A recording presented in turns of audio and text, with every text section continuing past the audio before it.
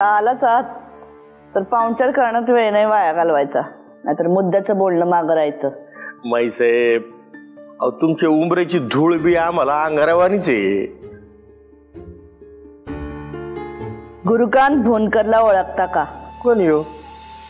गुरुकांत भोनकर? नाही हो, गुरुकांत भोनकर कोण काय कळना झाले मला. पण हाय कोण हो गुरुकांत भोनकर?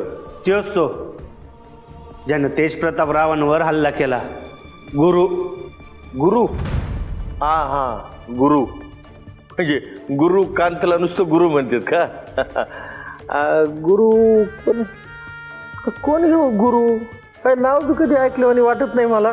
म्हणजे तेज प्रतापरावांवर हल्ला झाला हे माहिती होतं, पण हे गुरु काय कोणी काय कळना. हो का? नाही, त्यांनी बरेच कांड केले, पण आता कुठंतरी गावात लपलाय. म्हणजे नक्की माहित नाही कुठं, पण इथंच कुठंतरी लपलेला आहे. तुम्हाला दिसला का तो कधी?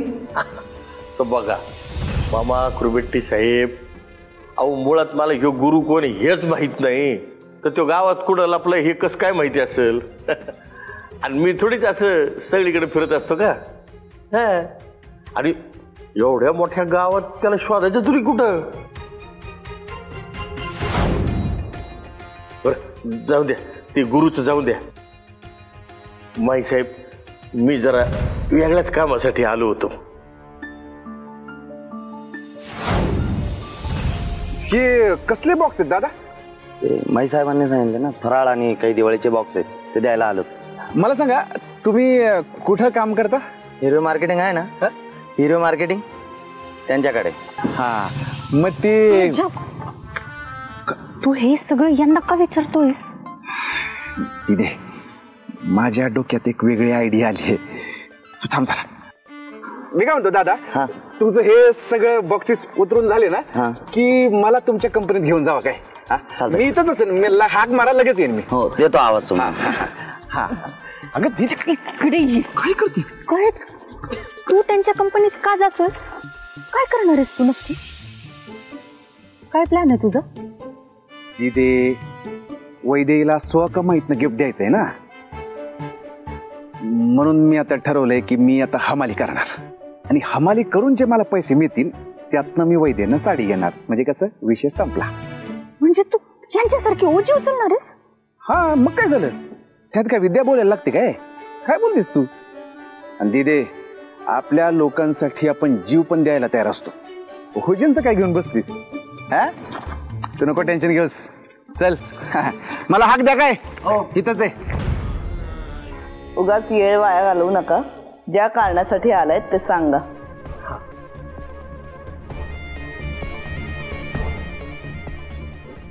माई साहेब, मी तुम्हाला हात जोडून रिक्वेस्ट करतो, पाया पडून विनंती करतो, माझे उरलेले पैसे हिशोबातले द्या ना.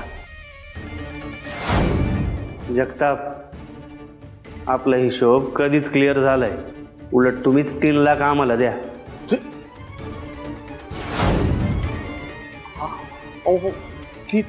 3 लाख?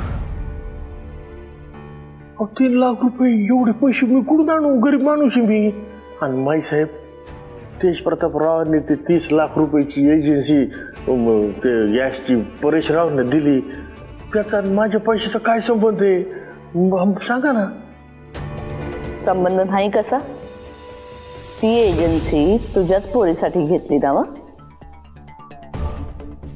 त्याचा अर्थ ते पैसे तुझ्याच कामी येणार. तुझ्या घरी बसलेल्या पोरीसाठी एजन्सी घेतली गेलीये. हा, ते झालं हो, सगळं ठीक झालं, पण आता माझ्या पोरीचं लग्न झालं, ते आता दुसऱ्याच्या घरची धन झाली, त्यांच्या घराचं कल्याण झालं तुमच्या एजन्सीमुळं, पण माझं काय? वा, जालिंदर, कसं आहे ना, म्हणजे स्वतःची आणि आपल्या पोरीची दोघांची खळगी भरायची. त्याला एका पोरीला तर विकली आणि दुसऱ्या पोरीकडनं पण पैसे कमवायचे. हावरटपणा काही जात नाही आता.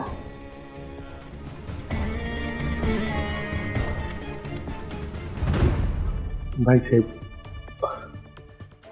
अहो हे जे काही घडलं, आमची गरिबाची काय चूक आहे, मला थोडं समजून घ्या ना भाईसाहेब तुम्ही.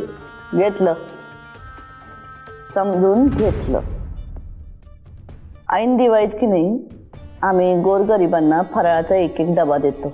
वा, पण तुम्ही आमचे व्याई आहात, त्यामुळे तुम्हाला 4 फराळाचे डबे देतोय. खुश?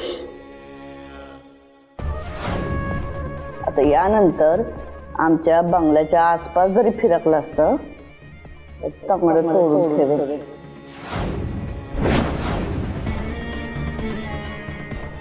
नेक मग काय ये आई चल.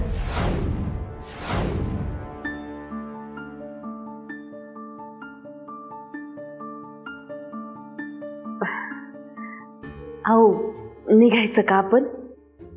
हा, निघायचंच आहे ना आता. हे काय, तेच माई साहेबांना म्हणत होतो का बा आम्ही निघतो आता, लई वेळ थांबण्यात काय मजा आहे नाही का. अहो काय सुमनताई,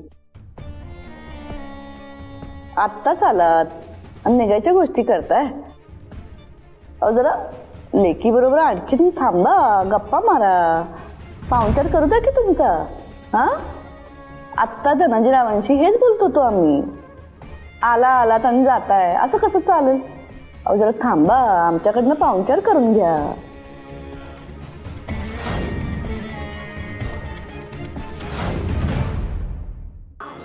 सुनबाई, तुमचे आई बाबा आमच्याने काही ऐकायचे नाही, आता तुम्हीच समजवा त्यांना.